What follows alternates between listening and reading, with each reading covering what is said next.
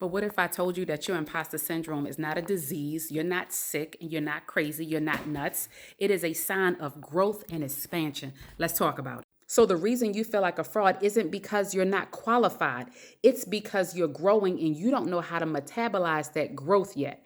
So, the bigger your role, the bigger the vision, your internal identity has not caught up with your external behaviors and or realities just yet. Think of it like this. Every time a lobster grows, it has to shed its shell. So to some extent, while it's shedding its shell, it is exposed, it's vulnerable, and it's soft. So that feeling that you have, that shaky feeling, is not because you're incompetent. It is because you're vulnerable, you're soft, and you're exposed. And being exposed is nothing more than I am growing. And the more you expand and the more you grow, the more you feel vulnerable. But that's okay. Let's talk about it. Let's get into the secret sauce. So, number one, the part that nobody talks about in corporate is the fact that you're growing. That growing or that growth spurt becomes a distraction. And the reason it becomes a distraction is because you begin to focus on your emotions and how you feel instead of a strategy.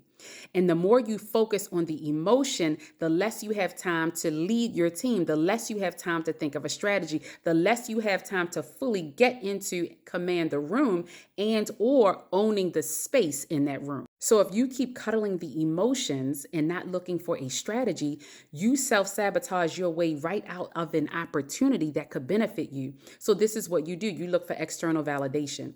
You try to prove your worth even more so by doing more work. Then you get exhausted. Then you go right back to the emotion. See, this is an ongoing process. And the first thing you have to do is, one, recognize that you're self-sabotaging yourself. Recognize that you are in a place where you're vulnerable and you're exposed and you're soft. Recognize that you're actually growing. And then as soon as you recognize it, then we could do something about it with a strategy. So here's the secret sauce. We need to fight that imposter syndrome. We need to fight the need to be cuddled. We need to fight the need to feel emotional all the time with facts.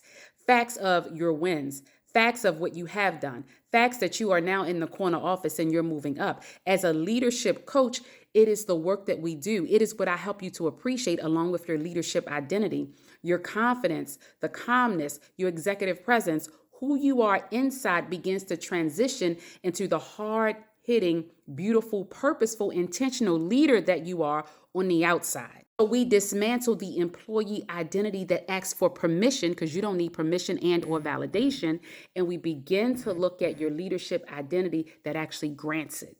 Okay, that is what I do as a leadership coach. If you need more, here we go, DanieSheldon.net. And this is what we're talking about in the masterclass. Sign up. What are you waiting for? This is all about who you are and removing, if you will, that thought process that you need to ask for permission, that you need to be validated, that you need to look at someone or something else in order to truly be the leader that you are. That is not the case. If you need more, comment here. Let me know what your thoughts are. Are you dealing with imposter syndrome? Are you self-sabotaging? If so, let's talk about it in a one-on-one. Like, comment, follow for more right here at DanieSheldon.net. Subscribe for the newsletter. It gives even more tips and tricks for you. Like, comment, follow, and happy leading.